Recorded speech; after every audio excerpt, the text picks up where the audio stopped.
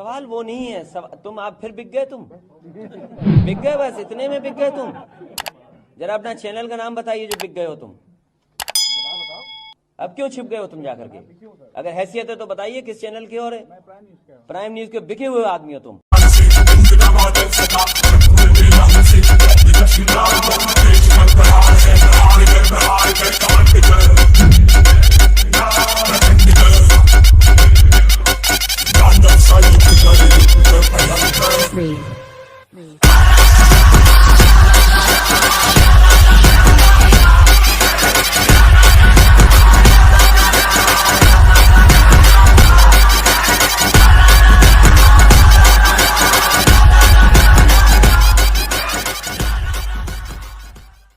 अमन शांति के साथ रहते आए हैं, हमें बदनाम नहीं किया जाए। हम अमन पसंद इंसान कौम है, हमें तहफ़्फ़ुज़ फराहम किया जाए। और अगर ऐसा नहीं हुआ तो याद करें हमारे हिंदू भाई कि इनकी सिर्फ तारीख में नाम रह जाएगा और नक्शे पे जमीन पे कहीं ये देश दुनिया नहीं दिखेगा। इसलिए समझ रहे हो ना? बस यही है। फैलेगी बीमारी, होगा सबका बुरा हाल। तो क्या करें भैया? गाड़ी वाला आया घर से कचरा निकाल, गाड़ी वाला आया घर से कचरा निकाल, गाड़ी वाला आया घर से कचरा निकाल, गाड़ी वाला आया घर से कचरा निकाल। नहीं अंगारा है, योगी नहीं अंगारा है। हम सब एक धर्म युद्ध की तैयारी कर रहे हैं। जिहाद का मुकाबला केवल धर्म युद्ध कर सकता है। लोग कहते हैं कि आखिर हिंदू आबादी गठित करने का मतलब क्या था? मैंने कहा आवश्यकता है। हिंदू अलग संस्कृति है, मुस्लिम अलग संस्कृति है, दोनों एक साथ नहीं रह सकती। दो संस्कृतियां कभी एक साथ नहीं रह सकती हैं। ये टकराव होगा, जरूर होगा। और जब दो संस्कृतियां एक साथ नहीं रह सकती, इसलिए इसका विभाजन असंभव ही है, अवश्य होना चाहिए। एक चेतावनी है। और हिंदू चेतना रैली को जब हम लोग कर रहे हैं, पूर्वी उत्तर प्रदेश के प्रत्येक क्षेत्र में जब हिंदू चेतना रैली हो रही है, तो हिंदू चेतना रैली बंधुओं केवल चेतना ही नहीं, हिंदू चेतना को जागृत करने के लिए ही नहीं। हमारा एक कार्यकर्ता ठीक ही कहा, हिंदू चेतावनी रैली भी है। एक संकल्प हम सबका होना चाहिए।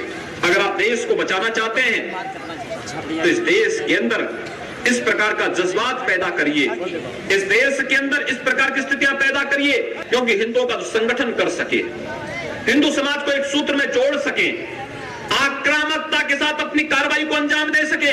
इसलिए हम लोगों ने हिंदू वाहिनी का गठन किया है।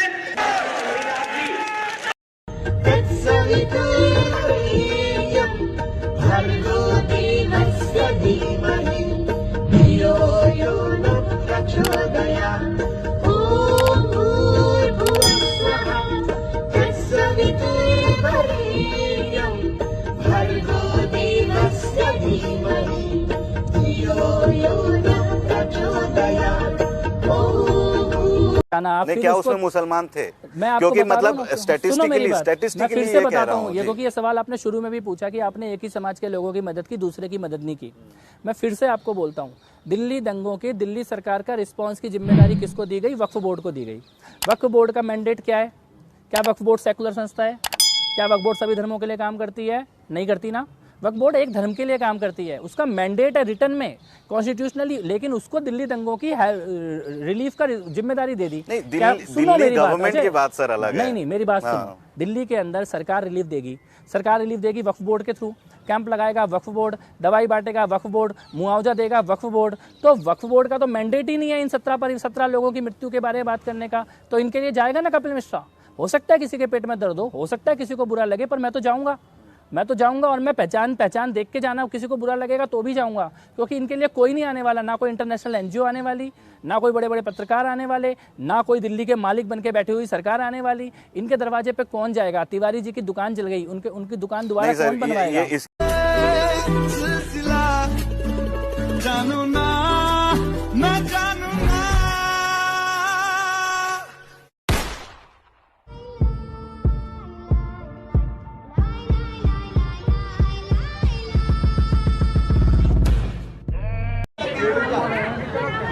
ये लेडीज केस है ये।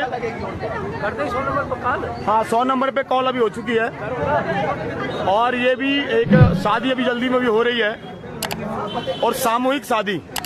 एक लड़की है जो नाबालिग है और मैडम जी बीजेपी की बात मत करना, यहाँ राजनीतिक बात नहीं हो रही, ये राजनीतिक बात नहीं हो रही। हाँ, बजरंग दल है, हमने देखा। चलो आप बुलाओ राहुल गांधी को, बुलाओ आप राहुल गांधी बुलाओ, जिस मर्जी को बुलाइए, हमें कोई मतलब नहीं है। तो वो हम अपनी रोक देंगे, हमारी तो आदत है रोकने की।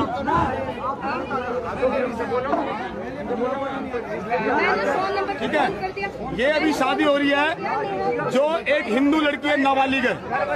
बकायदा टेंट लगा, सामने दिखाओ एक बार, बकायदा टेंट लगा करके।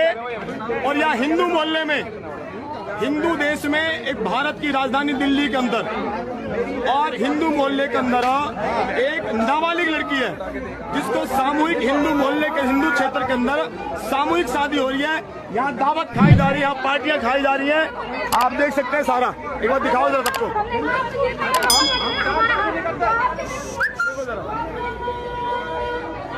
ये बकायदा यहाँ ये बकायदा यहाँ दावत खाई जा रही है।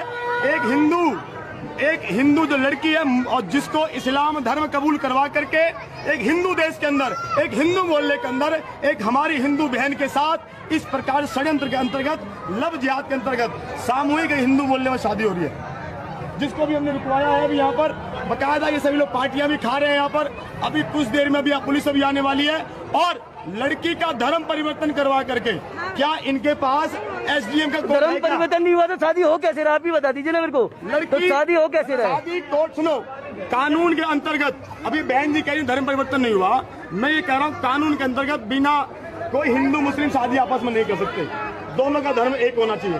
तो आप हमें ये बताओ, जो लड़की है या उसने धर्म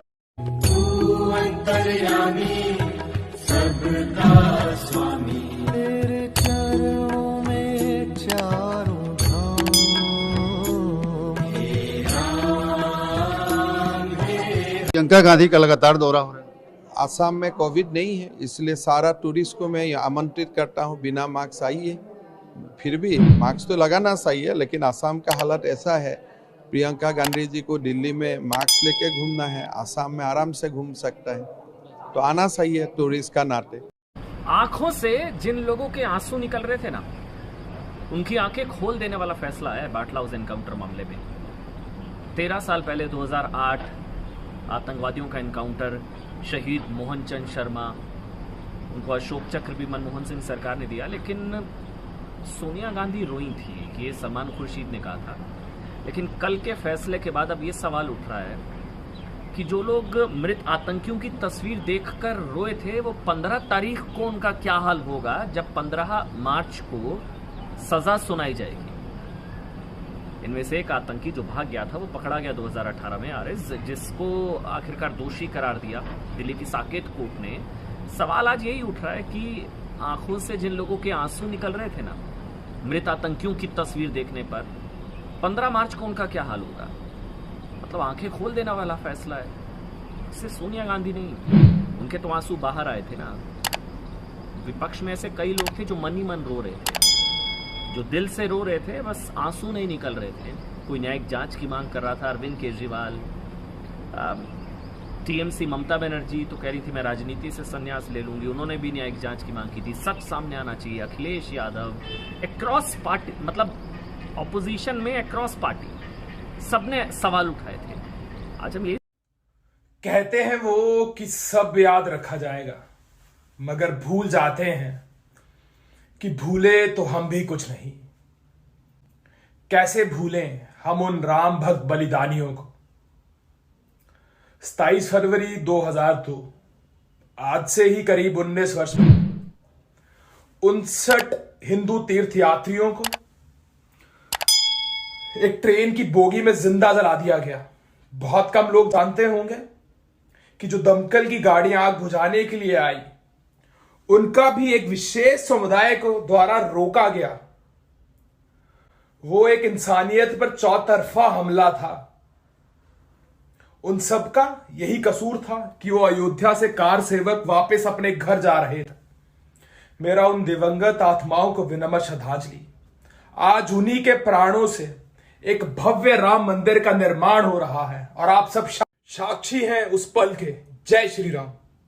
तेरे हाथ चाबियो भगवान सारे संसार दी, तेरे हाथ चाबियो भगवान सारे संसार दी। हो तू पल विच पर लय करदा, हो तू पल विच पर